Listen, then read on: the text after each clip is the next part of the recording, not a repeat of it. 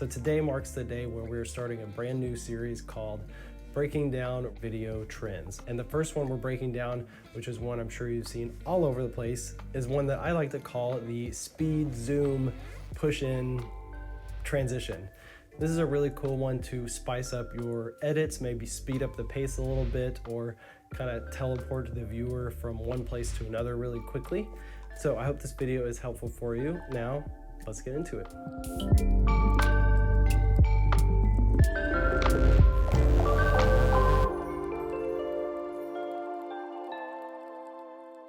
Okay, and before we get into this, the settings that I chose to use for this are 4K, 60 frames per second, because I had a lot of light and that gives me the most flexibility in post-production.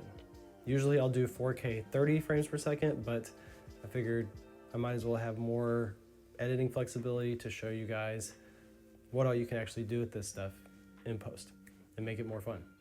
It helps to have a super wide angle lens, so I like to use 16 millimeters. Some people go all the way to 12, because when you use such a wide focal length, it kind of exaggerates the speed and makes more things fly by as foreground elements on the sides, and just makes the gimbal movement a lot more dramatic. So you're definitely going to want to go ultra wide for this, so at least 16 millimeters.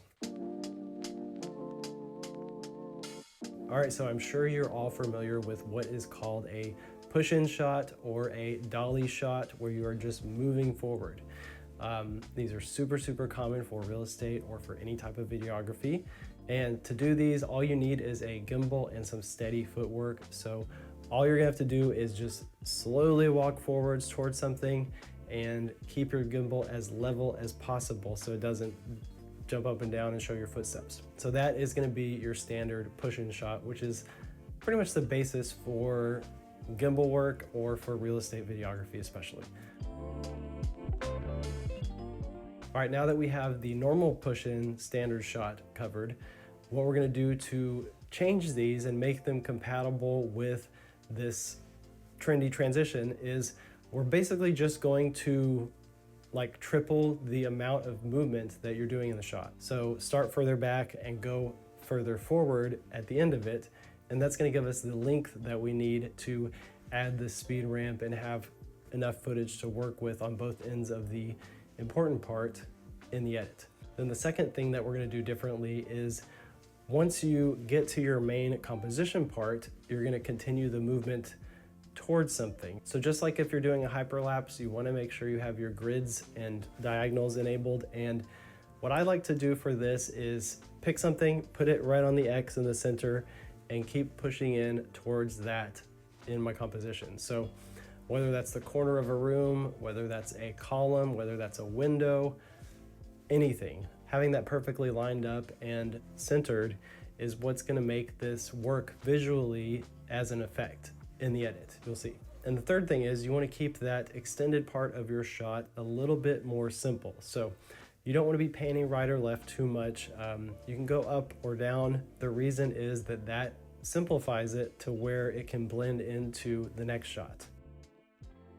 All right, so now that we have covered all those bases, we got the footage, let's get into the edit.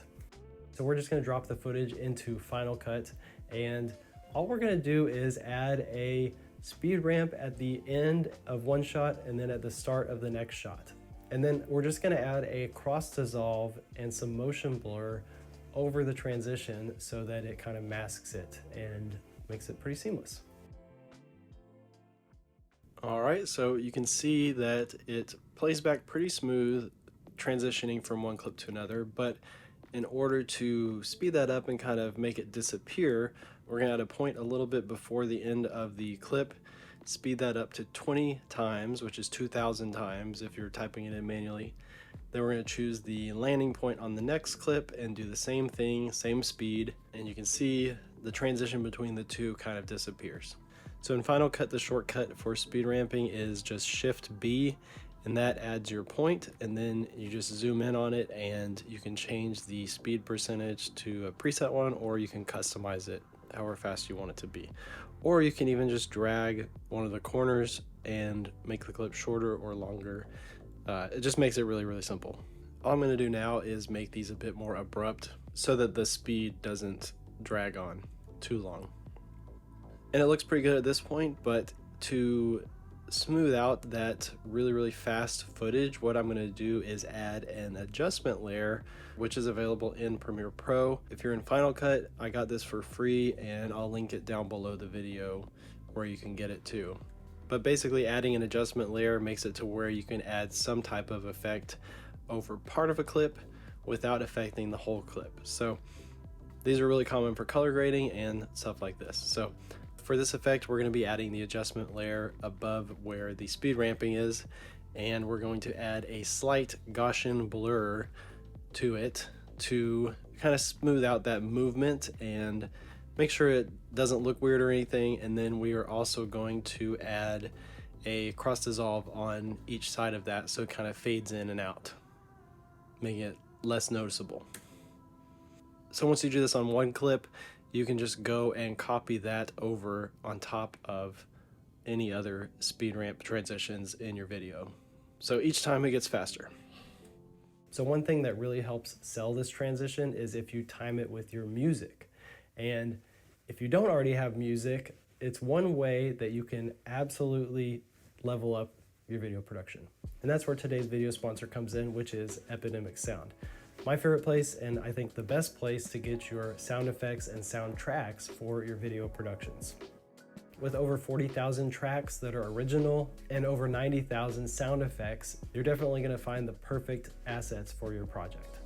It's super easy to search by genre, by mood, by tempo, by length, by instrumental versus non-instrumental. And once you do find a song, you can even download each individual part from the track. So drums, bass, instruments, vocals, and you can customize it however you want to. So sometimes if I have the time to, or if it's a really in-depth, important project, I like to go ahead and do that because I have a background in music.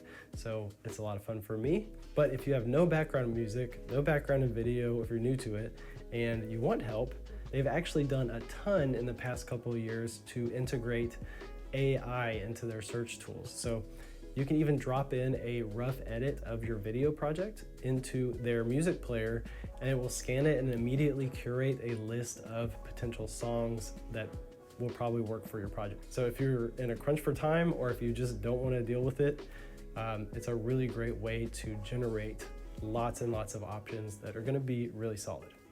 I don't like to spend hours looking for music either, so I use that thing all the time now. But anyways, big thanks to Epidemic Sound for sponsoring this video. If you haven't tried it out already, definitely use the link down below the video to get that free 30-day trial as normal, which covers the licensing for anything that you create using that trial, using the music that you get from it during the trial. And have fun taking your videos to the next level. All right, back to this cool transition. So whenever you are making one of these transitions, if you line it up on a transition in your music, it helps sell the effect. So I'll show you some examples here, but if it lands on a beat or if it transitions during a beat, that really helps make it feel normal when you're watching it. And something that we can do to actually enhance that is add a riser or a whoosh to hit or something like that from Epidemic Sound to kind of motivate the movement. Basically, we're just helping build on that immersive experience of watching the video and feeling the video a little bit more. So I'm gonna go ahead and add that right on the transition and do a quick playback, and we're done.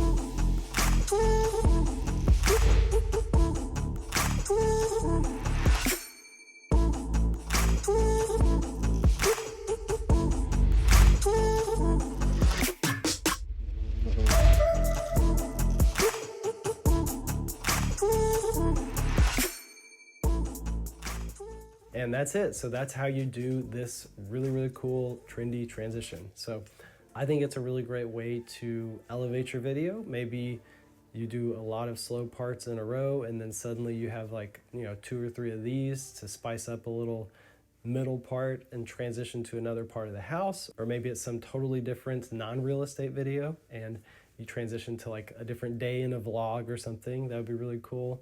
Or you can even do this with drone shots. That'd be awesome. The sky's the limit. So big thanks once again to Epidemic Sound for sponsoring this video. Make sure you use that link down below the video for that free 30-day trial if you haven't tried it out already.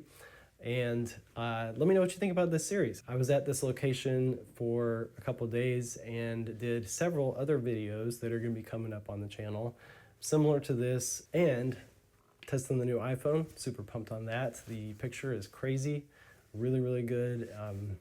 You'll see. But yeah, figured I've done a lot of like full behind the scenes videos that are really long and stuff, but breaking them down into real specific things like this and showing you guys how to recreate this stuff, probably a little bit more helpful. So let me know what you think down in the comments if you got any questions. Also, I have COVID right now apparently, so yay. Let me know if you have any questions and I'll be glad to help you out in the comments as always. And if you have any ideas for other trends to do stuff like this, or maybe feature somebody that started a trend, let me know in the comments and I would love to hear that from you. So anyways, thanks so much for being here and I hope this was helpful for you. As always, I look forward to seeing you in the next one. Peace.